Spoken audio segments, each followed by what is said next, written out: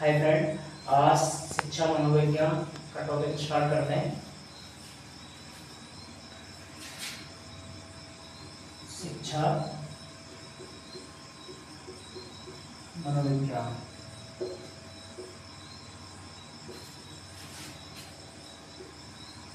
Education psychology.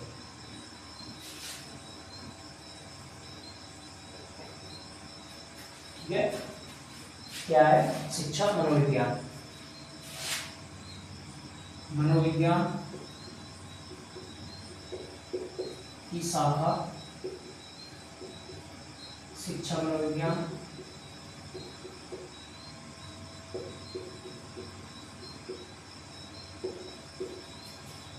की उत्पत्ति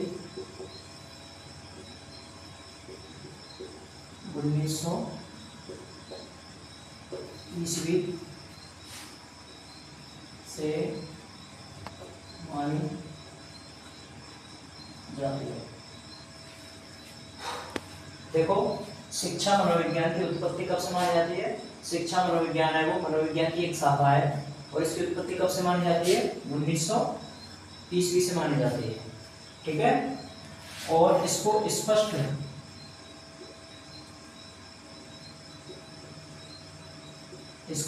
विषय कब बनाया गया था? 1920 में। शिक्षा मनोविज्ञान को स्पष्ट विषय कब बनाया गया था? 1920 में बनाया गया था। और इसको स्पष्ट विषय बनाने के लिए किस किस ने प्रयास किए थे? वो थे एक तो थॉर्नडाइक,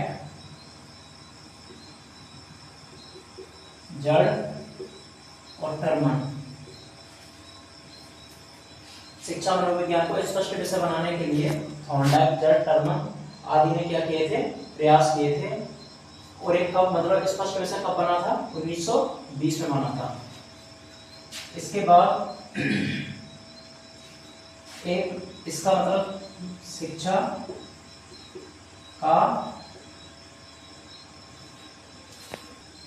शिक्षा का मनोवैज्ञानिक सूत्रपात। शिक्षा का मनोवैज्ञानिक सूत्रपात किसने किया था? रूसो ने किया था। जो शिक्षा का मनोवैज्ञानिक सूत्रपात किसने किया था? रूसो ने किया था। ये क्वेश्चन आया हुआ है रीट में। शिक्षा का मनोवैज्ञानिक सूत्रपात किसने किया था? रूसो ने किया था। ये क्वेश्चन रीट में आया था। ठीक है, और ये थॉर्नडाइक है ना,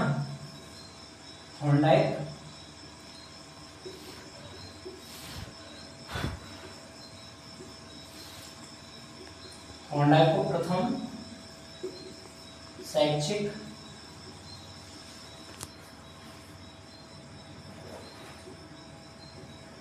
मनोवैज्ञानिक भी माना जाता है। थॉर्नडाइक को क्या माना जाता है? प्रथम शैक्षिक मनोवैज्ञानिक भी माना जाता है।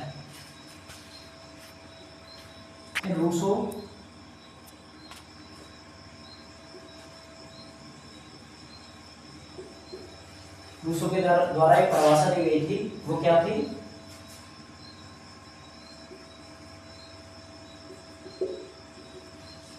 रूसो ने जो परिभाषा दी थी वो क्या थी? बालक एक खुली पुस्तक के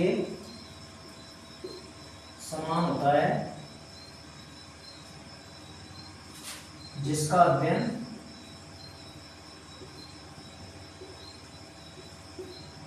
प्रत्येक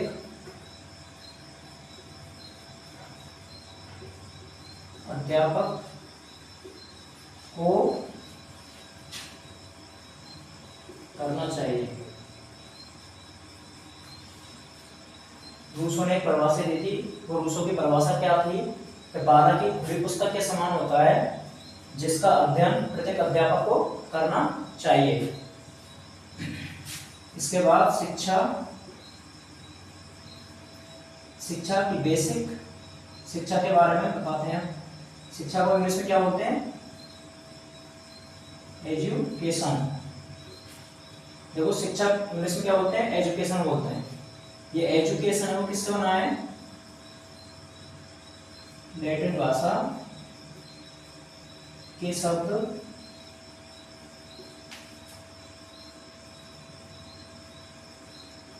एडुकेटम से बना है।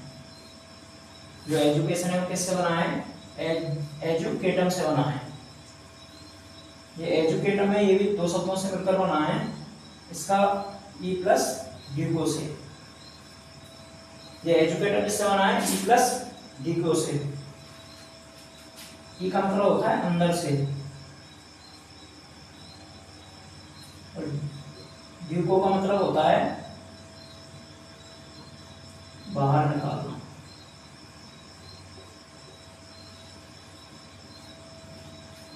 तो देखो ई का मतलब क्या हो गया, अंदर से, ड्यूको का मतलब हो गया बाहर निकालना। तो शिक्षा क्या है, बालक की जो अंतर्निहित योग्यता होती है ना, उनको क्या करता है, अंदर से बाहर निकालता है। ठीक है, बाहर निकालकर उसके व्यवहार में क्या करता है, परिवर्तन एवं परिमार्जन करता है। वो क्या है, शिक्षा है। शिक्षा बालक के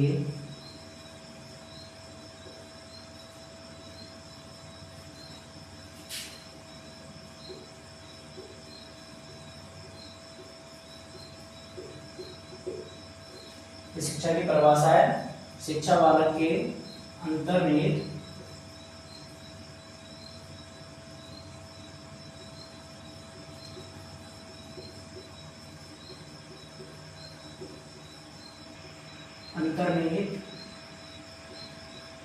योग्यता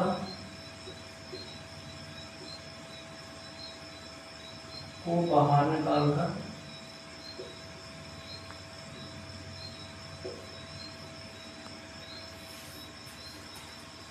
उसके व्यवहार में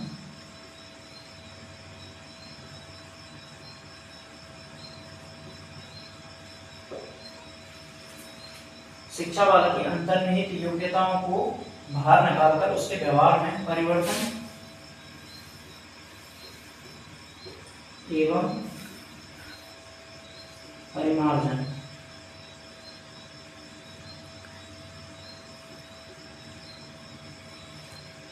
क्या है, शिक्षा की परिभाषा क्या हो गई, शिक्षा बालक की अंतर्निहित योग्यताओं को बाहर निकालकर उसके व्यवहार में क्या करती है, परिवर्तन एवं परिमार्जन करती है।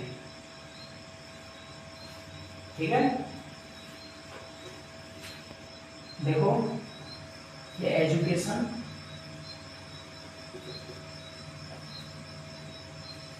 दो शब्द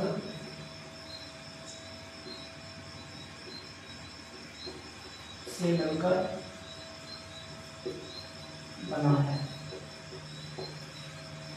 एक तो एजुकेशन एजुकेटम से बना है, और एजुकेटम दो शब्दों से मिलकर बना है, ई प्लस ड्यूको से। और ये ही एजुकेशन है, ये फिर दोबारा से दो शब्दों से मिलकर बना है, और वो होते हैं एडुकेयर व एडुसियर। एजुकेशन किस से मिलकर बना है, एडुकेयर से और एडुसियर से। ठीक है, इसका अर्थ होता है आगे बढ़ाना या फिर बाहर निकालना या फिर विकास करना। ठीक है, एडुकेयर और एडुसियर का अर्थ क्या होता है, आगे बढ़ाना, बाहर निकालना या विकास करना।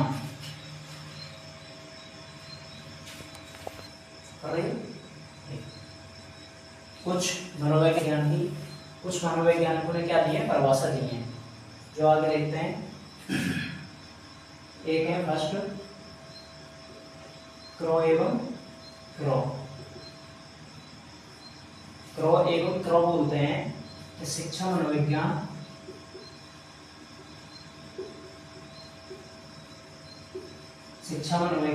व्यक्ति के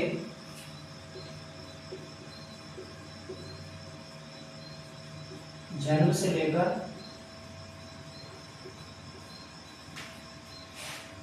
वृद्धावस्था शिक्षा मनोविज्ञान व्यक्ति के जन्म से लेकर वृद्धावस्था के अनुभवों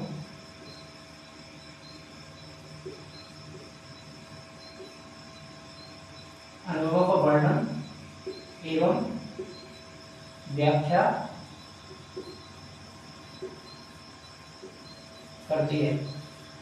क्रॉय एवं क्रो ने शिक्षा मनोविज्ञान की क्या परिभाषा दी है कि शिक्षा मनोविज्ञान व्यक्ति के जन्म से लेकर वृद्धावस्था के अनुभवों का वर्णन एवं व्याख्या करती है। ठीक है। दूसरे वैज्ञानिक हैं स्किनर,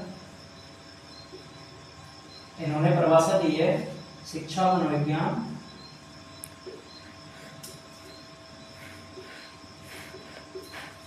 शिक्षा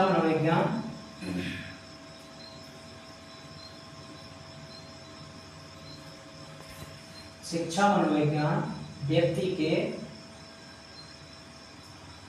के व्यवहार का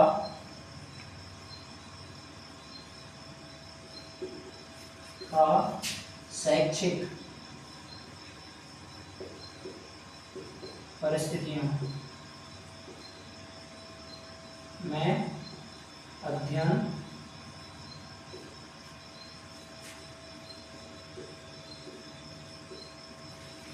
शिक्षा मनोविज्ञान क्या है? स्किनर ने क्या कहा था? शिक्षा मनोविज्ञान व्यक्ति के व्यवहार का शैक्षिक परिस्थितियों क्या करता है? अध्ययन करता है।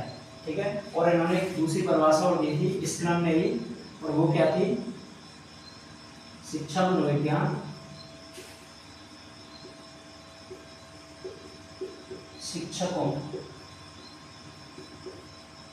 की तैयारी की आधार सलाह। क्या कहा था? क्रो ने कहा था शिक्षा मनोविज्ञान व्यक्ति के जन्म से लेकर वृद्धावस्था तक के सीखने के अनुभवों का वर्णन करता है। सीखने के अनुभवों का वर्णन एवं व्याख्या करता है। स्किनर ने कहा था शिक्षा मनोविज्ञान व्यक्ति के व्यवहार का शैक्षिक परिस्थितियों में अध्ययन करता है। और दूसरी परिभाषा दी थी स्किनर ने ही शिक्षा मनोविज्ञान शिक्षकों की तैयारी की आधारशिला है। और एक वैज्ञानिक थे पील के अनुसार इन्होंने कहा था शिक्षा मनोविज्ञान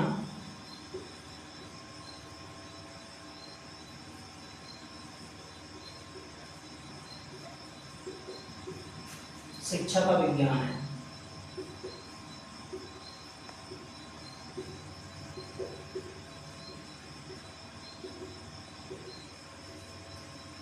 पील ने क्या कहा था? पील के अनुसार क्या था? शिक्षा मनोविज्ञान क्या है? शिक्षा का विज्ञान है। ये कुछ लोगों ने चलो शिक्षा मनोविज्ञान क्या दी थी, परिभाषा दी थी, वो इस तरीके से हैं। अब आगे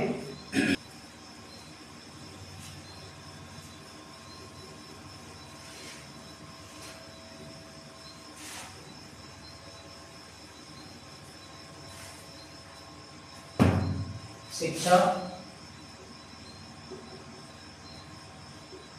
मनोविज्ञान की प्रकृति।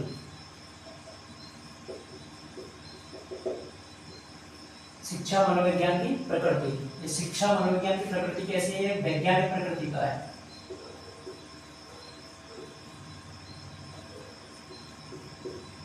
शिक्षा मनोविज्ञान की प्रकृति कैसी है? वैज्ञानिक प्रकृति है। और इस वैज्ञानिक प्रकृति में क्या होता है? अपन जिसका अध्ययन करते हैं, इसमें अध्ययन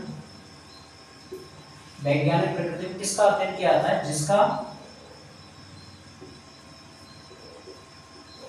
निरीक्षण किया जा सके, निरीक्षण किया जा सके।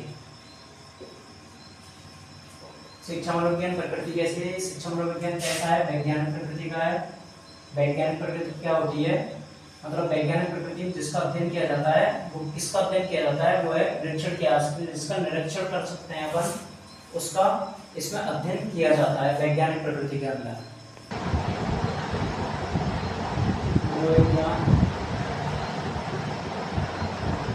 एक तो शिक्षा मनोविज्ञान प्रकृति कैसी होती है? वैज्ञानिक होती है। और एक शिक्षा मनोविज्ञान व्यवहारिक विज्ञान है।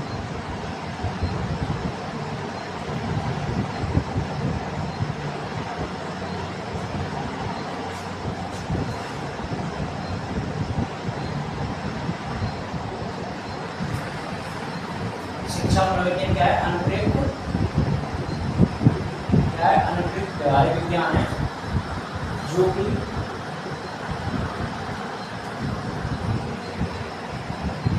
व्यक्ति के व्यवहार का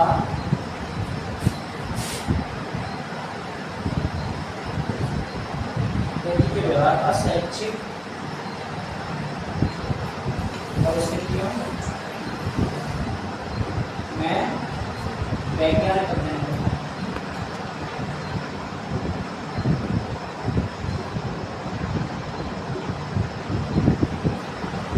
शिक्षा मनोविज्ञान क्या है? अनुप्रयुक्त व्यवहारिक विज्ञान है जो कि व्यक्ति के व्यवहार का शैक्षिक परिस्थितियों में क्या करता है? वैज्ञानिक अध्ययन करता है।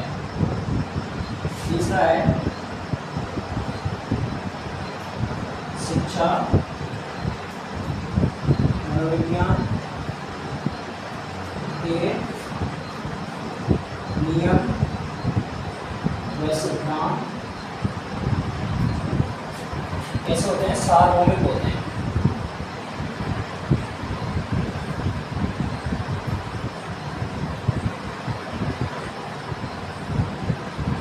क्या होता है? शिक्षा मनोविज्ञान के नियम व सिद्धांत क्या होते हैं? सार्वभौमिक होते हैं, मतलब कि क्या होते हैं? हमेशा स्पष्ट होते हैं। देखो, शिक्षा मनोविज्ञान कैसा विज्ञान है? अनुप्रयुक्त व्यवहारिक विज्ञान है जो कि व्यक्ति के व्यवहार का शैक्षिक परिस्थितियों में क्या करता है? वैज्ञानिक अध्ययन करता है। और दूसरा है, तीसरा पॉइंट है इसका, शिक्षा मनोविज्ञान के नियम व सिद्धांत कैसे होते हैं? सार्वभौमिक होते हैं। और चौथा पॉइंट है इसका, शिक्षा मनोविज्ञान के द्वारा भविष्यवाणी की जा सकती है। भविष्यवाणी की जा सकती है क्योंकि इसके सिद्धांत कैसे हैं? वो सार्वभौमिक हैं जिसके द्वारा आगे मतलब अपन भविष्यवाणी कर सकते हैं। पांचवा पॉइंट है इसका, शिक्षा मनोविज्ञान अतीत की अपेक्षा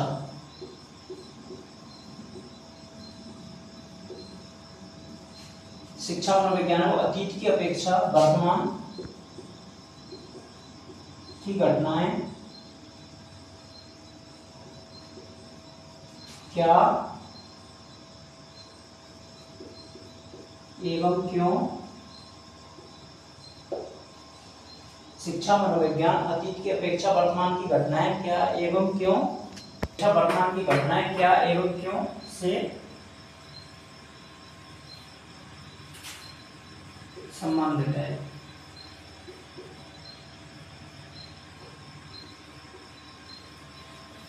शिक्षा मनोविज्ञान अतीत की अपेक्षा वर्तमान की घटनाएं क्या एवं क्यों से संबंधित है।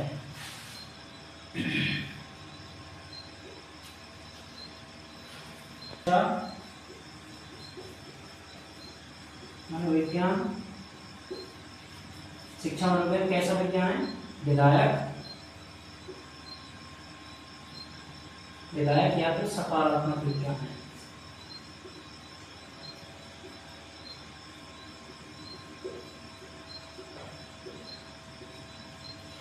ठीक है, तो ये इसके 6 पॉइंट है। ये इसकी क्या हो गई? प्रकृति हो गई। मतलब शिक्षा मनोविज्ञान किस प्रकार का विज्ञान है। ठीक है, इसके बाद में इसके कार्य क्षेत्र पढ़ेंगे अपन शिक्षा के।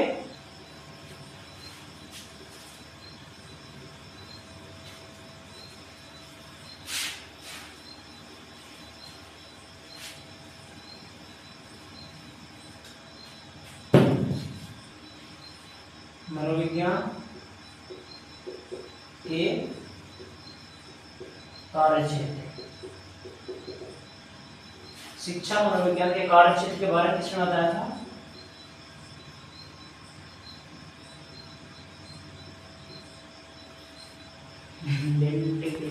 देखो, शिक्षा मनोविज्ञान का कार्य क्षेत्र किसके अनुसार, लिंडग्रेन के अनुसार। ठीक है, इन्होंने क्या है शिक्षा कार्य क्षेत्र बताए थे, तो उन्होंने फर्स्ट बताया था शिक्षार्थी, शिक्षार्थी इंग्लिश में बोलते हैं इसको लर्नर,